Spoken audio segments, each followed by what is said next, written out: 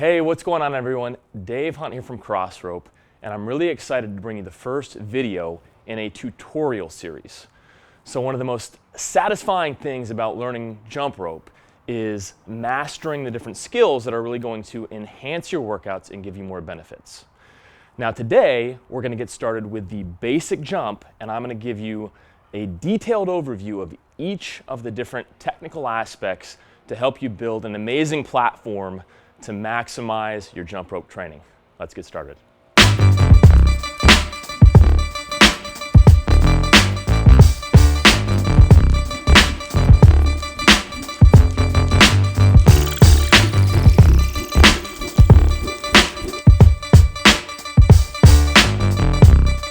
And just a quick reminder, if you enjoy these tutorials, please click on the first link below to find out about joining our free community. Lots of great free resources and workouts.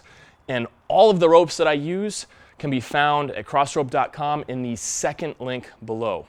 Okay, so the basic jump, we want to focus on upper body and lower body technique aspects. So to get into the proper positioning, make sure that your feet are together.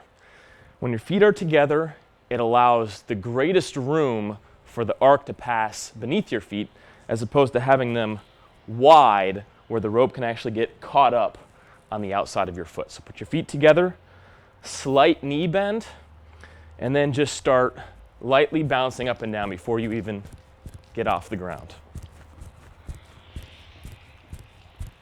You're going to be bounding on the midsole of your foot, so you're not going to be all the way up in your toes, and you shouldn't be heavy on your heels, just the mid part of your foot, a nice easy bound. Now let's start out with a rope. Nice and slow at first.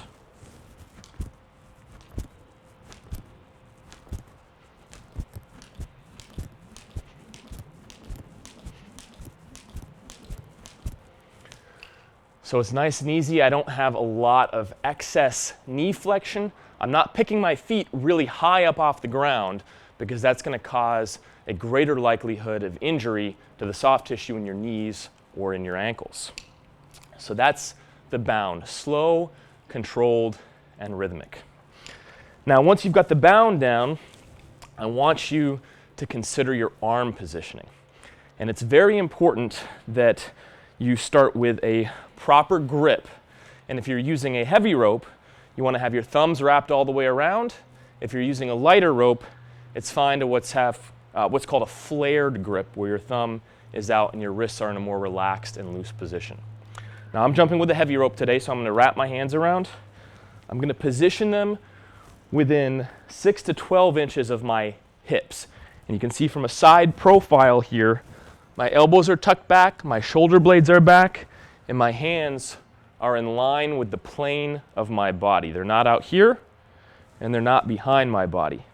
It's very common for beginners to put their arms out in front of their body, which causes the rope to strike the ground in front of their feet, bounce up, hit their feet, and cause those frustrating misses.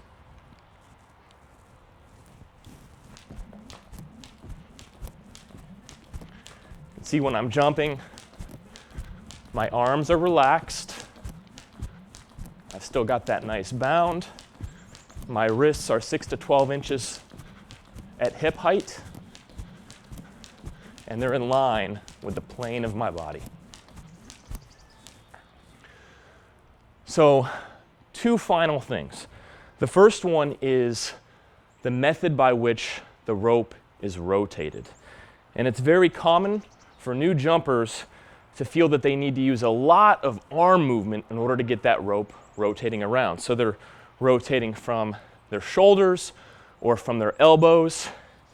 And what you want to do is relax your shoulders and your elbows so that they act as a counterbalance for the wrist rotation that's going to be the primary way that you're generating the rope speed. So again, you'll notice when I'm jumping, I'm making small wrist circles. My shoulders and my elbows are relaxed. Compare that, if this is the first time you're trying the basic jump, to the normal tendency for people to move their arms around a lot. The rope goes all over the place. and it's just not a very efficient way to jump. You're going to have a hard time improving and learning new skills if you try to jump that way. So we've got foot position, arm positioning, wrist rotation. One of the most neglected technique tips that beginners are given is what's called arm symmetry. So what that means is when you're jumping, your wrists and the point from which the rope is rotating should be the same on both sides. Now, it's normal for people to have a strong side and a weak side, and that often changes the position of where they're holding that rope.